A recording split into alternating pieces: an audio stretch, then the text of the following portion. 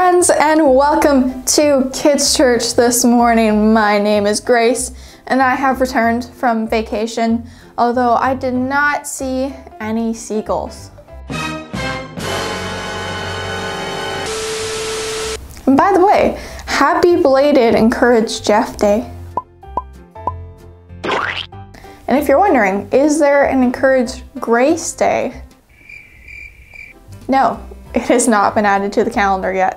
In fact, I don't even think Encourage Jeff Day has been added. Kids Church is online. Am I on the internet? Where am I? Is this online? And in person. So whichever way you want to hang out with me and my friends is great. Isn't that right, Theo? Every week we like to do something called Star of the Week that encourages one child in the community that is doing something awesome, that is amazing and lovely and so fun, and we love you all. But we're gonna highlight a Star of the Week this week. Get your hands ready. We're gonna do a drum roll and announce who is the Star of the Week. This week's Star of the Week is Carolyn Wester. Congratulations, Carolyn. You are the sweet Star of the Week. You get this fancy dancy certificate, as well as a gift that always tastes good. Someone will be by to drop off your gift, and you'll get to see this guy. He looks pretty happy, doesn't he? We are now gonna head into a time of worship. So let's stand up and let's sing and let's dance together. This one.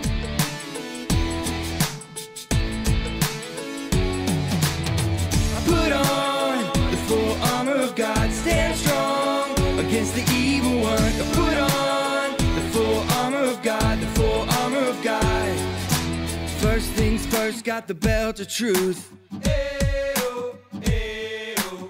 Put on my boots, gotta tell the good news. Ayo, ayo. The armor of God and the shield of faith. Got my sword and my helmet, now it's time to pray. Ayo, ayo. I put on the full armor of God, stand strong against the evil one. I put on the full armor of God, the full armor of God. First things first, you got the belt of truth. Ayo, ayo. Put on my boots, I gotta tell the good news. The armor of God and the shield of faith. Ayo, ayo. Got my sword and my helmet, now it's time to pray. Ayo, ayo. Put on the full armor of God, stand strong against the evil one. Put on the full armor of God, the full armor of God. I put on the full armor of God, stand strong against the evil one. Put on the full armor of God, the full armor of God. Now in faith we can stand, stand, stand against every evil plan, plan, plan. Now it's time to be strong, strong, strong. He has won. I put on the full armor of God, stand strong against the evil one. I put on the full armor of God, the full armor of God. I put on the full armor of God, stand strong against the evil one. I put on the full armor of God, the full armor of God.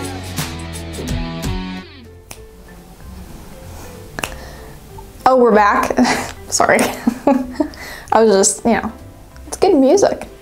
Do you remember this guy? This is our Bible, our Holy Bible, that tells a bunch of stories and lessons and poetry and literature and history, and there's so much good stuff in here. And we get to learn all about Jesus in this book. And there's one time in the Bible that Jesus met a Roman soldier. And you're thinking, oh, that's great, Jesus made a friend. We all like making friends, right? No, no, no. The Israelites hated the Romans. Okay, picture this. You're a Jew walking down the street one day, just enjoying life, having a good time.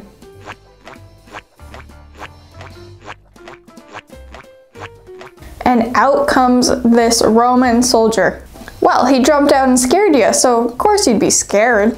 And you would say, "Excuse me, sir, can I help you?" And the Roman soldier would say, "You're a Jew, you're going to be arrested." But why? Because you believe in Jesus. And then you get arrested. Well, I don't know about you, but that doesn't sound like a fun time. Often the Jews would be hurt or they'd be made to serve. They were kind of looked down upon. And because of that, the Romans were the enemy. Back to the real story. Jesus made a friend that was a Roman soldier. But that's not all. Do you remember what this book, the Holy Bible, says about our enemies, the Romans? The Bible tells us to love them. So when this Roman soldier asked Jesus for help, Jesus said, yes. So let's take a moment now to learn about what really happened, and I will be right back. There was once an important Roman centurion. He was in charge of a lot of men. One day, his servant became very sick. The centurion was worried. He couldn't do anything to make him better. The servant was so sick he was about to die. The centurion had an idea. He had heard that Jesus had healed many people. He asked some Jewish elders to speak to Jesus and ask him to help. The elders were happy to help and left to speak with Jesus. Jesus agreed to go with the elders to the centurion's house. When Jesus was close to the house, the centurion sent another message. He said, "I am an important man when I send a command, my men obey. Jesus is more important than me. He doesn't need to come to my house, just speak the word." Jesus was amazed by the centurion's faith. Jesus said he had never seen such faith in Israel and that the man was already healed. The elders and the men rushed back to the centurion's house. They found the servant well again. Wow, this Roman soldier's servant was so sick, he was about to die? The Roman soldier, who was an outsider and an enemy, loved Jesus and had faith in Jesus? But you may ask, what exactly is faith? Faith is like this flashlight. So I've turned off the lights and my flashlight is on. It's a little bit hard to see with the camera, but can you see it's on? Should I make it even darker? Let's try. Whoa, now you can see my flashlight. Look at that. And I look a little bit green, like Shrek. So we can see the light the flashlight is giving off, right? But what if I covered the flashlight with this towel?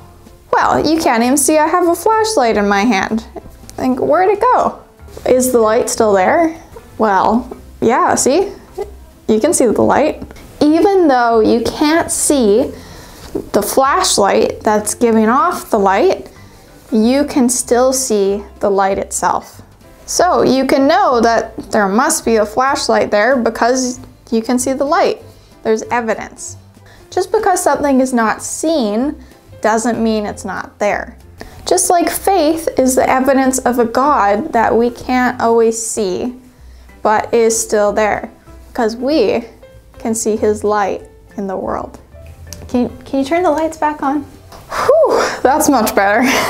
Now that we understand how the Roman soldier had faith, we are going to dress up like the Roman soldier himself. Okay, are you ready? Let's get our crafting on. So those of you that are in person, you're going to do this with me today. But if you are at home, make sure to come by and say, hey, I really want to make a helmet and I can give you some spare papers. Step 1, take all your sheets and cut them out. Just because I'm blonde, don't think I'm dumb, 'cause this dumb blonde ain't nobody's fool.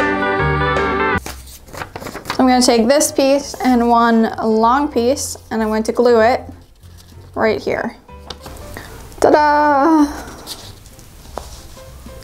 And now I'm going to take one other piece and I'm going to go from this side, whoa, to this side. And take the other one and go from the front to the back. Oh no, I'm supposed to glue the middle. Oh no. Then we're gonna take our Snazzy Dazzy orange and we're gonna fold these pieces that way. Then we're gonna take our scissors and do some cutting along here. And the long end is gonna go towards the front and the short end goes towards the back. So now we have this. We're gonna glue our little side pieces on and then we are good to go. And it's done. Oh, Theo, it looks so good.